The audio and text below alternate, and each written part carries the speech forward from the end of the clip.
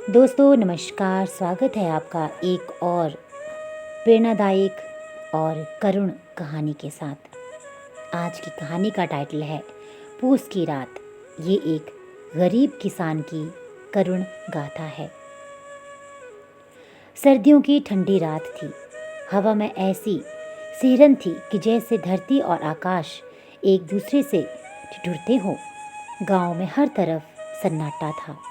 छप्परों के नीचे दुबके लोग अपने आप को किसी तरह से ठंड से बचाने की कोशिश कर रहे थे। लेकिन इस सर्द मौसम में भी हल्कू को खेत में अपनी फसल की रखवाली के लिए जाना था।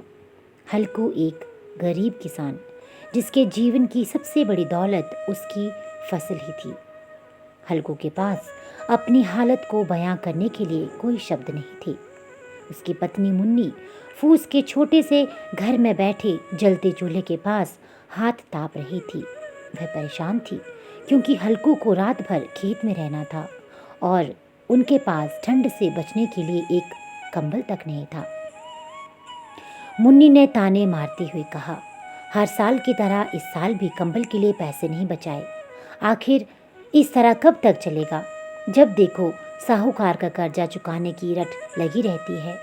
तुम्हें अपनी जान की कोई भी फिक्र है या नहीं? हल्कू ने सिर झुका लिया। वह जानता था कि मुन्नी गलत नहीं कह रही है, पर क्या करे, साहूकार का कर्ज चुकाना जरूरी था। कंबल के पैसे अगर बचाता तो अगले दिन साहूकार दरवाजे पर आकर गालियां देने लगता। हल्कू बोला, मुन्नी मैं क्या करूं? इस बार भी फसल बेचकर कर्ज उतार दिया, लेकिन अपने लिए कुछ नहीं बचा। अगर कंबल नहीं खरीद पाया तो ठंड सह लूंगा, खेत तो बचाना ही पड़ेगा।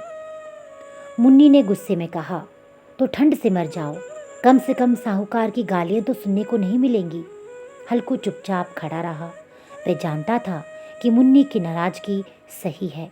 वह जैसे तैसे रात के खाने के बाद अपनी पुरानी चादर ओढ़कर खेत की ओर चल पड़ा। उसके साथ उसका वफादार कुत्ता जबरा भी था। जबरा की आंखों में हल्कू के लिए वफादारी झलक रही थी। खेत में पहुंचते ही हल्कू ने चारों तरफ निगाह दौड़ाई। धुंध इतनी गहरी थी कि कुछ भी साफ नहीं दिखाई दे रहा था। उसने अपने चारों ओर एक छोटा सा अलाव जलाया और वहीं बैठ गया। ठंड से उसके हाथ पांव अकड़ रहे थे, लेकिन वह अपने आप को सांत्वना दे रहा था कि किसी तरह ये रात बीत जाएगी। जबरा उसके पास आकर बैठ गया। उसने अपनी पूंछ हिलाते हुए हल्कू की गोद में सिर रखा, मानो वह कह रहा हो, तू चिंता मत कर, मैं भी तेरे साथ हूँ। हल्कू ने जबरा को सहलाया और कहा, जबरा देखना, आज ठंड से बचाने के लिए भगवान ने हमें क्या दिया है। अगर तू मेरे साथ ना होता तो ये रात काटना मुश्किल हो जाता। हल्कू ने पुआल का एक बड़ा ढेर लिया और उसे अलाव में डाल दिया। आग की गर्मी ने उसे थोड़ी राहत दी, लेकिन ये राहत कुछ ही देर की थी। जैसे जैसे रात गहराई, ठंड बढ़ती गई। हवा इतनी तेज हो गई कि अलाव की आग भी ठंडी पड़ने लगी। हल्कू ठंड से कांप रहा था। उसने कई बार उठकर इधर उधर चलने की कोशिश की ताकि शरीर में गर्मी आए, लेकिन ठंड इतनी तेज थी कि उसके कदमों ने भी मानो साथ देना छोड़ दिया था। उसे नील गांव का डर भी सता रहा था। खेत में फसल तैयार खड़ी थी और अगर नील गांव ने हमला कर दिया तो उसके महीनों की मेहनत बेकार हो जाएगी। हल्कू ने जबरा से कहा, जबरा तू यहाँ ध्यान रखना, अगर कुछ भी दिखे तो भौंकना, मैं थोड़ी देर आराम कर लूँ। जबरा उसकी बात समझ गया। वह चौकन्ना होकर बैठ गया। हल्कू ने सोने की कोशिश की, लेकिन ठंड इतनी कड़ाके की थी कि उसकी आंखें बंद होते ही कांपने लगती। रात के बीच जबरा अचानक भौंकने लगा। हल्कू घबरा कर उठ बैठा। उसने देखा खेत के एक कोने में कुछ हलचल हो रही थी। नील गांव का एक झुंड फसल की ओर बढ़ रहा था। हल्कू ने सोचा कि उठकर उन्हें भगाए, लेकिन ठंड के मारे उसका शरीर तो जड़ हो गया था।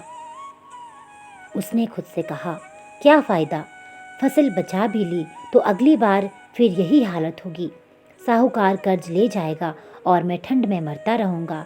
शायद ये नील गाय मेरी मुक्ति का रास्ता है। हल्कू ने अपनी आंखें बंद कर ली।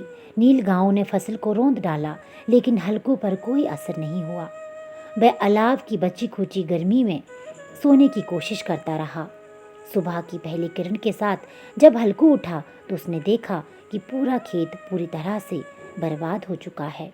फसल का एक भी हिस्सा नहीं बचा था, लेकिन हल्कू के चेहरे पर कोई दुख नहीं था। वह मुस्कुराया और बोला, अब मैं आज़ाद हूँ। अब मुझे न खेत की चिंता करनी है न कर्ज की। शायद ये बर्बादी ही मेरे लिए सबसे बड़ी राहत है। हल्कू ने अपने कुत्ते जबरा को पुकारा और घर की ओर चल पड़ा। वह जानता था कि इस बार मुन्नी उसे खूब ताने देगी, लेकिन हल्कू को अब किसी बात की फिक्र नहीं थी। दोस्तों, मुंशी प्रेमचंद की ये कहानी हमें ये संदेश देती है, ये कहानी हमें ये बताती है केवल एक किसान की जिंदगी नहीं है, बल्कि उस व्यवस्था का चित्रण है जहां किसान दिन रात मेहनत करता है, लेकिन गरीबी और कर्ज से मुक्त नहीं हो पाता।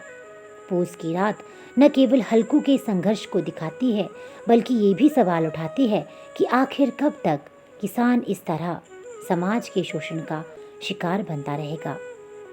कहानी का अंत दिल को छू जाता है, जहां हल्कू फसल के नुकसान को एक तरह की मुक्ति मानता है। ये एक ऐसी कड़वी सच्चाई है जो पाठक को सोचने पर मजबूर कर देती है। उम्मीद करती हूँ आपको मुंशी प्रेमचंद की ये कहानी अच्छी लगी होगी। ऐसी अन्य कहानी सुनने के लिए इस चैनल के साथ जुड़े रहिए। चैनल में पहली बार जुड़े होंगे तो सब्सक्राइब करना ना भूलिएगा। कहानी अच्छी लगी तो लाइक और शेयर भी कर दीजिएगा। आपका दिन शुभ हो। हर हर महादेव।